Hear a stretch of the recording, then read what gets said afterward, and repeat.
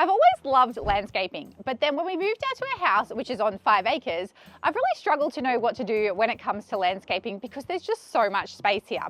We put the retaining wall in because it was a requirement when we did the cutout to build the house, and the retaining wall has been here for 6 years now, so it has been here for quite some time. And then behind it, we always had envisioned that we would eventually cut this piece of dirt off the top of the hill, put a garden, and then put some nice grass, maybe a fountain, something up here, which is the facade of the house. But cutting out the hill is going to be ridiculously expensive and require a whole lot of earth moving, and we're just not at that point yet. So what we're going to do is I'm just going to build a garden bed along the top of the retaining wall and plant some plants in there, which are hopefully going to create a little bit of a nice edging. And then eventually, when I have the money to, I'll be able to cut out this hill behind me so that I can get that looking all schmick at the front of the house. The retaining wall is ridiculously long. In fact, from the start to the end of this wall, we have 34 meters. So it is a 34-meter long retaining wall, and I am going to plant the garden along the entire wall.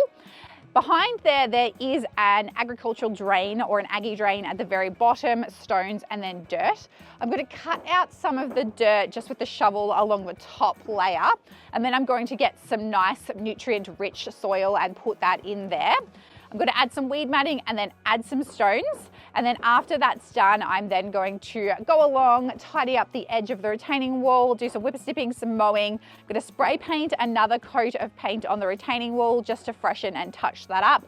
And then I'm going to plant the plants along the top. And hopefully it's just going to add a little bit more flair and a little bit more color to the front of our house. I love greenery and I do love gardens. So let's jump into this video.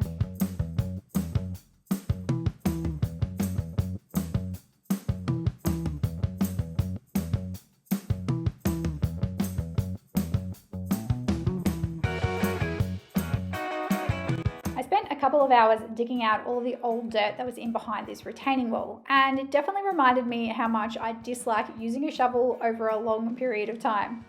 But I knew if I was going to have any success with growing the plants behind this retaining wall, I was going to need to put some better soil in there, because the dirt that was initially in behind this retaining wall was actually just fill that we had moved from other places on the land, mostly clay, when we built the house. We ended up needing to get 3 meters of dirt, but we could only get 3/4 of a meter at a time. So we just needed to get one load in the back of the ute, unload it, and then go back and get another one. But I did need to get my husband's help with this because our ute is actually a manual and I can't drive a manual car. Or well, I can drive a manual car, but I haven't done it since I was 18 years old. So I wouldn't like to trust my ability to get in the ute and drive and pick up the dirt. So I just get him to drive whenever I need to use the ute. Once all the dirt was in, I then just grabbed out the Whipper Snipper to go along and clean up along the retaining wall. I'm actually going to be spray painting a new coat of paint on the retaining wall, and so I just had to go along and trim all the grass down so that wasn't going to get in the way of my paint.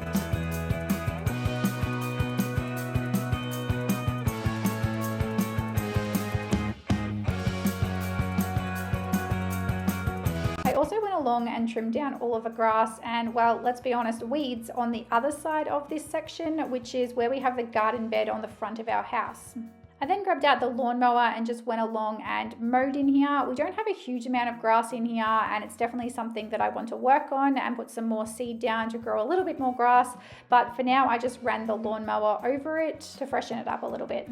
I love my Bosch 36-volt garden tools because I can just grab a battery out, I can put it in the Whipper Snipper, do all the whipper snipping, throw it in the lawnmower, get the mowing done, and then I was also able to put the battery into the pressure washer, and I'm going to pressure wash this whole wall down so that it's nice and clean for me to spray paint.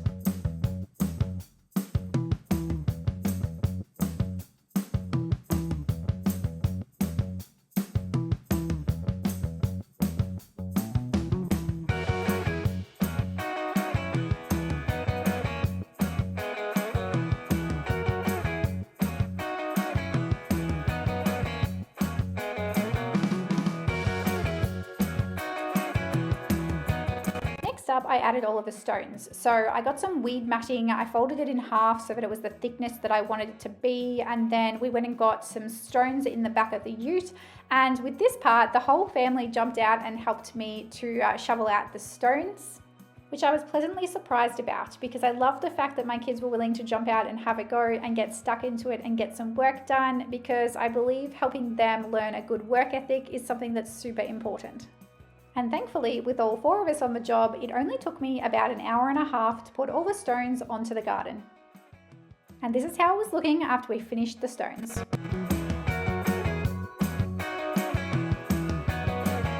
Now it's time to spray paint the retaining wall, and for a minute I contemplated whether I was going to paint over these metal posts, but because they were still just raw metal, I was going to need to go and get a primer and prime them before I could paint them. So I just decided it was going to be easier to go along with some masking tape and cover them over, and then just spray paint the wooden boards.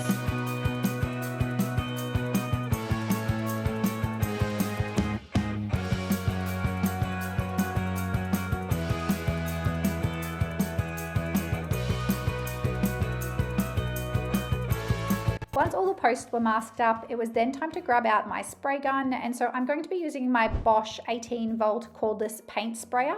I absolutely love this spray gun. Honestly, it's one of my most used tools. All I needed to do was put the paint into the pot and then add a little bit of water to dilute it a little bit. Then I put it back together and was able to start spraying onto the wall. So you'll see that I'm using a sheet and a couple of boards on top of the wall just to protect the stones, as I didn't want to get spray paint on the stones that I had just placed there. And I just worked my way along section by section. I'll link all of the tools that I've used in the video description, and I'll also link my beginner's power tool course in case you're a little bit nervous about getting started with tools. Okay, so I have now completed most of the work on the retaining wall. So I've put new dirt in behind there that's nutrient rich to be able to help my new plants grow. I've then gone along and put a whole lot of stones in, and I have spray painted the retaining wall to freshen it all up. The last thing that I need to do is just go through and plant all of the plants. So I'm just going to go through first and space them all out approximately how far apart that I want them to be. They're all really small plants that are not going to grow any wider than 60 centimeters, but I still want to have at least a meter between them, so we've got a little bit of distance between the plants. So I'm going to space them all out, and then I'm going to go ahead and plant all of those plants so I can finish off my retaining wall garden. So I've got to try and alternate the plants. So I've got a few different varieties, and I don't want to have the same variety next to each other. So I'm going to alternate them apart, about a meter apart. So I've got some of the grasses, and then I've got some alternative plants. So these are called a white tiger. Now, where I live, we get a lot of frost. So all of these plants need to be super tough and frost hardy, because they may end up getting covered in frost in the winter. So we do want to make sure we've got nice hardy plants along here. I've also got some agapanthus, but these are the mini variety of agapanthus, because the full-size agapanthus can grow really big. So I just wanted to get quite a small mini variety, which we also have in other places around the house, but they're fairly hardy. So I knew that they were going to be okay in this wall. So that's why I've picked some of those agapanthus.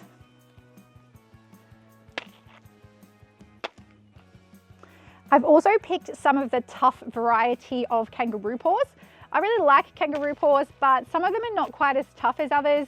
So I've picked the tough variety in the tangerine color to add a little bit of flower and color to the space. But I actually have another flowering plant here, which is a Stella tangerine. So I'm just going to space this flowering plant apart, so we've got a grass in between. I've also got a couple of little mondo grasses. Now, these are not going to have any height to them, so I'm actually going to use the mondo grasses around where the taps go, just to create a little bit of effect where those taps are sitting.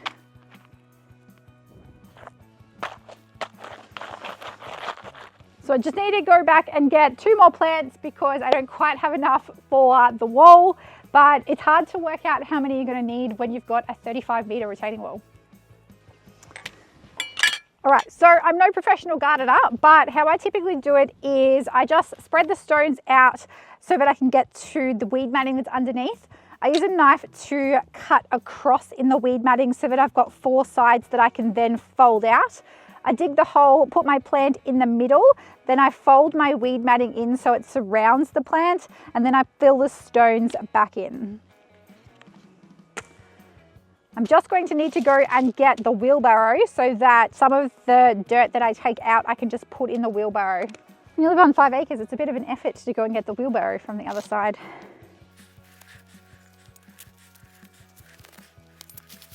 So just move the stones out of the way so I can get to my weed matting.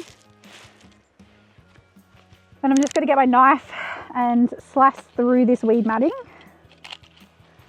So in both directions. So then we have 4 sides, and we can just fold these out so that I can get access to the dirt underneath.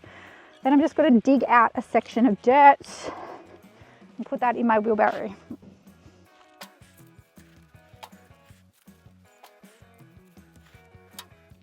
And I want to make sure I don't get any of my stones in my little hole. Then I'm just going to take my plant out of its pots, and I can just put that straight into my little hole. And then I've just got to fill the dirt in around my plant, put a little bit of fertilizer in there, and then I can just fill it back in again.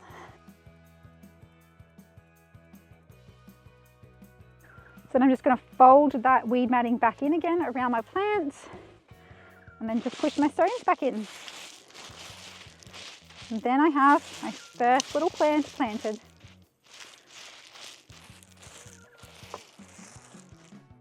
Now I'm just going to work my way along following the same process to plant the other 21 plants.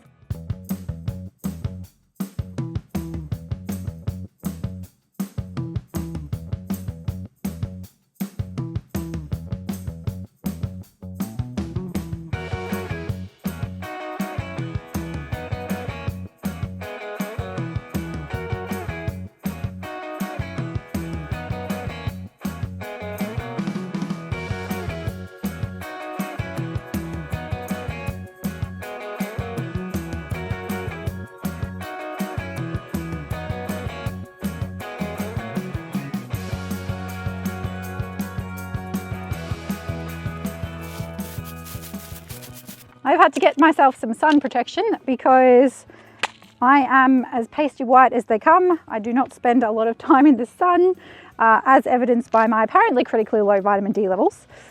But I also don't really like myself wearing hats, and I think that my face doesn't really suit hats, so we'll see. I think I'm going to plant both of these mondo grasses in the same hole, because they're only going to grow to 10 centimeters tall. And I'm thinking if I plant them both here, here's my puppy dog Jet, he's just hanging out. No, sorry, Jetty Weddy.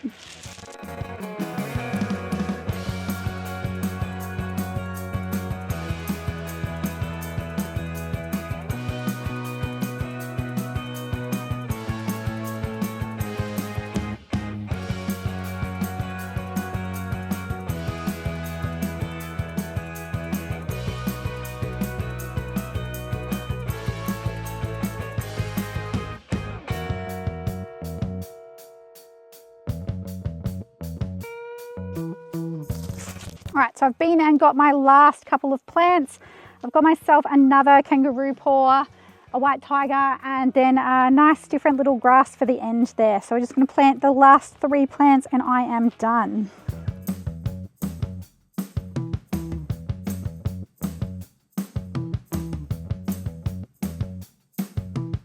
I've now finally finished my retaining wall garden and it is looking absolutely spectacular. I can't wait to see how it's actually going to turn out once these grow a little bit. So I'll probably give you an update in the shorts to let you know how it's all growing.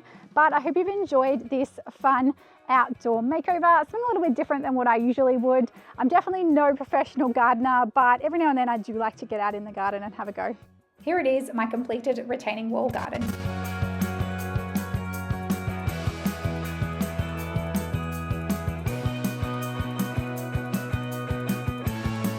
Did you know I renovated an entire house for only $15,000? Well, if you didn't know and you haven't seen the video, click the link on the screen now to check out my $15,000 whole house transformation.